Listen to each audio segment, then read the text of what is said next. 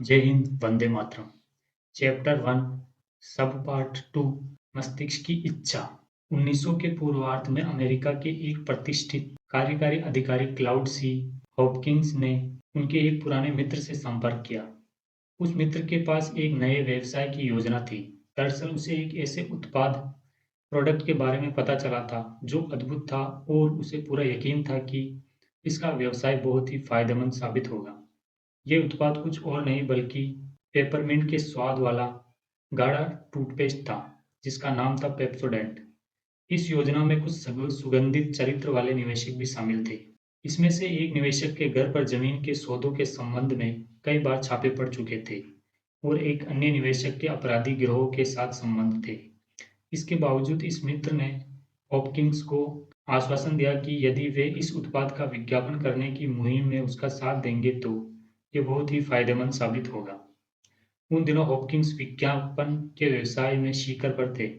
ये व्यवसाय कुछ दशकों पहले ही अस्तित्व में आया था और अब तेजी से उभर रहा था। वे हॉपकिंस ही थे जिन्होंने स्लीट्स बियर के विज्ञापन करके पूरी अमेरिका को इसका कायल बना दिया था। स्लीट्स बियर के विज्ञापन में हॉपकिंस ने लोगों को बताया कि ये कंपनी अपनी बोतलों को साफ करने के लिए लाइव स्टीम तकनीक का इस्तेमाल करती है, जबकि वास्तविकता में ये कोई अनोखी तकनीक नहीं थी, क्योंकि उस जमाने में बियर बनाने वाली हर कंपनी अपनी बोतलें इसी तकनीक से साफ करती थी। पर हॉपकिंस ने अपने विज्ञापन में इस तथ्य को दरकिनार कर दिया। इसी तरह उन्होंने अमेरिका की लाखों महिलाओं को पाम ऑलिव साबुन खरीदने के प्रति ये कहकर आकर्षित किया कि स्वयं क्लियोपेट्रा, प्राचीन मिस्र की मशहूर रानी, जिसे विश्व की सबसे सुंदर स्त्री माना जाता था, भी इसी साबुन से नहाती थी। उनके इस दाव का बहुत से इतिहासकारों ने विरोध भी किया, पर इसके बावजूद महिला ग्राहकों के बीच पाम ऑलिव साबुन की लोकप्रियता कम नहीं हुई।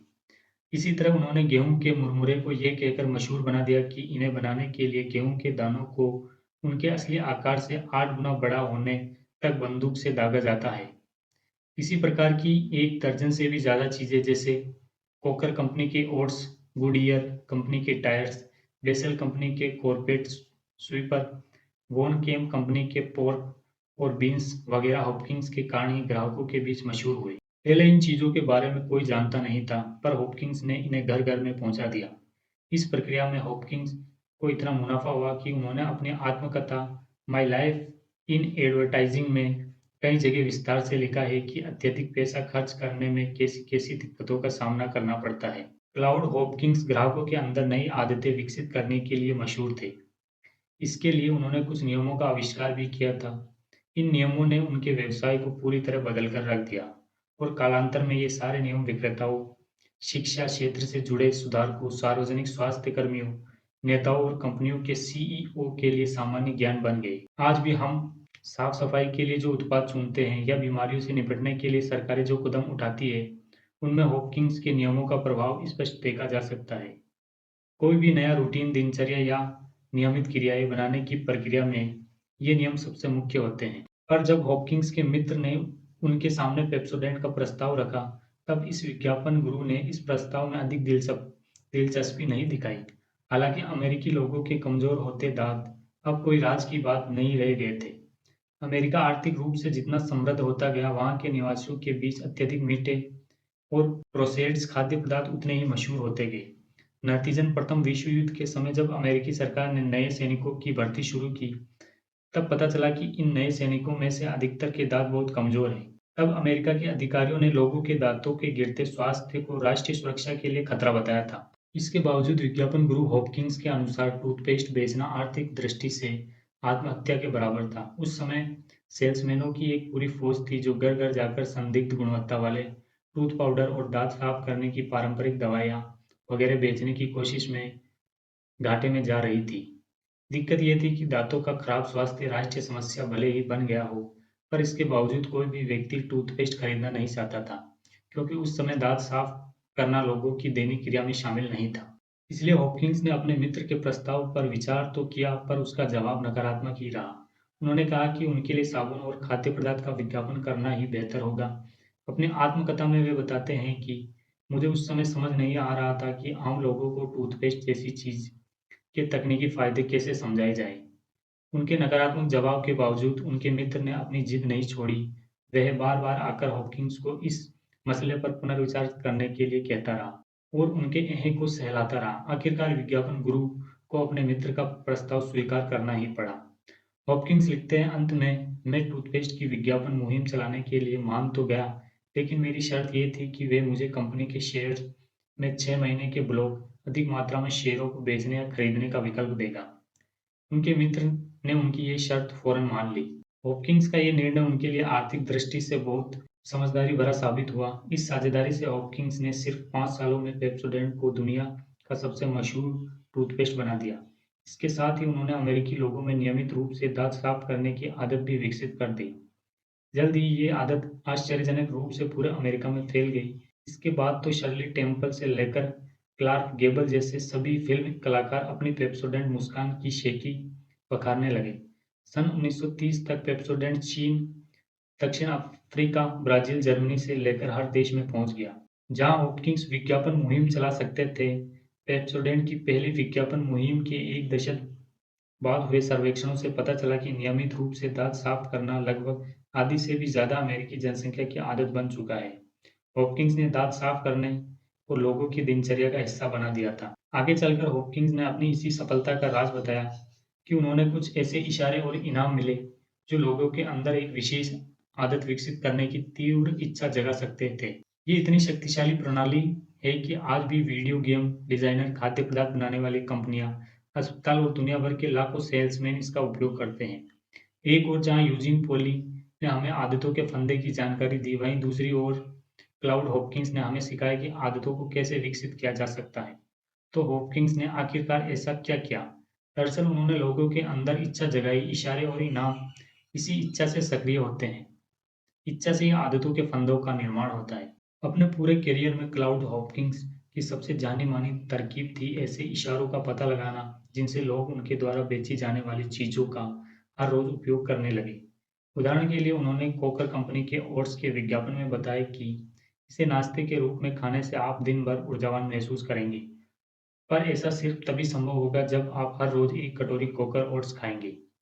इसी प्रकार उन्होंने पेट दर्द, जोड़ों के दर्द, खराब त्वचा और औरतों की समस्याओं के लिए ये कहकर बड़ी मात्रा में टॉनिक बेचे कि बीमारी की शुरुआती लक्षण नजर आते ही आपको ये टॉनिक पीना होगा। इसके बाद जल्द ही लोगों ने रोज सुबह के नाश्ते में ओट्स खाना शुरू कर दिया। वही लोग जरा सी थकान महसूस होते ही हॉपकिंस द्वारा बेचा गया टॉनिक भी पीने लगे, जबकि दिन में 2 बार थकान महसूस होना सामान्य बात है। पेप्सोडेंट टूथपेस्ट बेचने के लिए हॉपकिंस को ऐसे इशारे की जरूरत थी जिससे ग्राहकों को हर रोज इसका उपयोग करने के लिए प्रोत्साहित किया जा सके। इसके लिए हॉपकिंस ने दांतों के स्वास्थ्य से जुड़ी कई किताबों का अध्ययन भी किया। इस बारे में उन्होंने लिखा कि ये किताब जरा भी दिलचस्प नहीं थी। फिर एक किताब में मुझे म्यूसिन प्लेग, दांतों के कोनों में जमने वाले मेल की परत जो सूक्ष्म जीवों की देन होती है, की जानकारी मिली। आगे चलकर मैंने इसे आवरण का नाम दिया। इससे मुझे एक लोकप्रिय होने लायक विचार आया। मैंने इस टूथपेस्ट को सौंदर्य बढ़ाने वाली चीज के रूप में प्रचारित करने का फैसला किया, यानी एक ऐसा टूथपेस्ट जिससे दांतों के मैले आवरण से निपटा जा सकता है। इस आवरण की बात करते समय हॉपकिंस ने इस तथ्य को पूरी तरह दरकिनार कर दिया कि दांतों का यह आवरण आना तो सामान्य बात है। ऐसा हमेशा होता आया है और इससे कभी कोई दिक्कत नहीं हुई। आप कुछ भी खाएं, चाहे जितनी बार अपने दांत साफ करें, यह आवरण दांतों पर आ ही जाता है। इससे पहले लोगों ने कभी भी इस पर ध्यान नहीं दिया, क्योंकि इस बारे में ध्यान देने लायक कोई कारण भी नहीं थे। इस आवरण को तो एक सेब खाकर, दांतों पर उँगलियाँ फेराकर या फिर कुल्ला करके आसानी से साफ किया जा सकता है। इस आवरण को हटाने के लिए टूथपेस्ट कोई विशेष काम नहीं करता। यहाँ तक कि उस समय दांतों के कई प्रमुख शोधकर्ताओं ने भी कहा था कि टूथपेस्ट और विशेषकर पेप्सोडेंट बेकार है। पर ये सारे कारण मिलकर भी हॉपकिंस को रोक नहीं सके और उन्होंने आवरण की अपनी जानकारी को अपने फायदे के लिए खूब इस्तेमाल किया। उन्हें समझ में आ गया था कि आवरण के बारे में बात करके ग्राहकों को ऐसा इशारा दिया जा सकता है जिससे उनके अंदर आदत विकसित हो सके। जल्द ही कई शहरों में चारों ओर पेप्सोडेंट का विज्ञापन नजर आने लगा। इस विज्ञापन में लिखा था, अपनी जीभ को दांतों पर घुमाएं, क्या आपको एक आवरण महसूस हुआ? यही वो आवरण है जिसके कारण आपके दांत धुंधले नजर आते हैं और इसी से आपके दांतों को नुकसान भी पहुंचता है। पेप्सोडेंट के एक अन्य विज्ञापन में मुस्कुराती हुई सुंदर महिलाओं के चित्र लगे हुए थे और लिखा था, जरा गौर कीजिए कि आपके चारों ओर ऐसे कितने लोग हैं जिनके दांत सुंदर है। आज लाखों लोग अपने दांतों को साफ करने के लिए ये नया तरीका इस्तेमाल कर रहे हैं। भला कौन सी महिला चाहेगी कि उसके दांतों पर मेल का आवरण चढ़ा हो?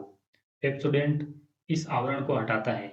इन विज्ञापनों की खूबी यह थी कि ये सब एक इशारे पर निर्भर थे। दांतों पर चढ़ा मेला आवरण ये एक वैश्विक चीज थी और इसे अनदेखी करना असंभव था। किसी को उसके दांतों पर जीभ घुमाने के लिए कहते ही लोग तुरंत ऐसा करते और उन्हें अक्सर अपने दांतों पर एक आवरण महसूस हो जाता था। हॉपकिंस ने एक बेहद सहज इशारा ढूंढ निकाला था।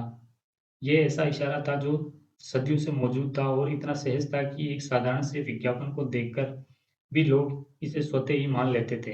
हॉपकिंस ने इसके लिए जिस इनाम की कल्पना की थी, वे तो और भी आकर्षक था। भला संसार में ऐसा कौन है जो अपनी सुंदरता बढ़ाना नहीं चाहता? कौन नहीं चाहता कि उसकी मुस्कान और सुंदर हो जाए, खासकर तब जब इसके लिए आपको सिर्फ पेप्सोडेंट से अपने दांत साफ करने हो। ये विज्ञापन मुहिम शुरू होने के बाद पहला सप्ताह बीत गया पर कुछ खास नहीं हुआ। फिर दूसरे सप्ताह में भी ग्राहकों की कोई खास प्रतिक्रिया सामने नहीं आई। पर जैसे ही तीसरा सप्ताह आया, पेप्सोडेंट की मांग आसमान छूने लगी। मांग इतनी ज्यादा थी कि कंपनी के लिए समय पर आपूर्ति करना संभव नहीं हो रहा था। अगले 3 सालों में पेप्सोडेंट अंतर्राष्ट्रीय रूप से मशहूर हो गया और हॉपकिंस अंग्रेजी के अलावा स्पेनिश, जर्मन, चीनी भाषा में भी इसके विज्ञापन बनाने लगे। एक दशक के भीतर ही पेप्सोडेंट दुनिया में सबसे ज्यादा बिकने वाला उत्पादों की सूची में शामिल हो गया। अमेरिका में तो ये अगले 3 दशकों तक सबसे ज्यादा बिकने वाला उत्पाद के रूप में सामने आया। पेप्सोडेंट के बाजार में आने से पहले अमेरिका में केवल 7% लोग टूथपेस्ट का इस्तेमाल करते थे, और वे भी दवा के रूप में। हॉपकिंस द्वारा देश भर में चलाई गई विज्ञापन मुहिम के बाद वे संख्या बढ़कर 65% हो गई। दूसरे महायुद्ध में नए सैनिकों को भर्ती करते समय सेना के अधिकारियों के लिए दांतों के स्वास्थ्य का मुद्दा चिंता का विषय नहीं रहा, क्योंकि अब अधिकतर सैनिक रोजाना अपने दांत साफ करते थे। पेप्सोडेंट के बाजार में आने के कुछ साल बाद हॉपकिंस ने लिखा, मैंने पेप्सोडेंट से लाखों डॉलर कमाए और मेरी सफलता का रहस्य ये था कि मैंने इंसानी मनोविज्ञान के बारे में सही चीज सीख ली थी। ये मनोविज्ञान 2 सहज नियमों पर आधारित था।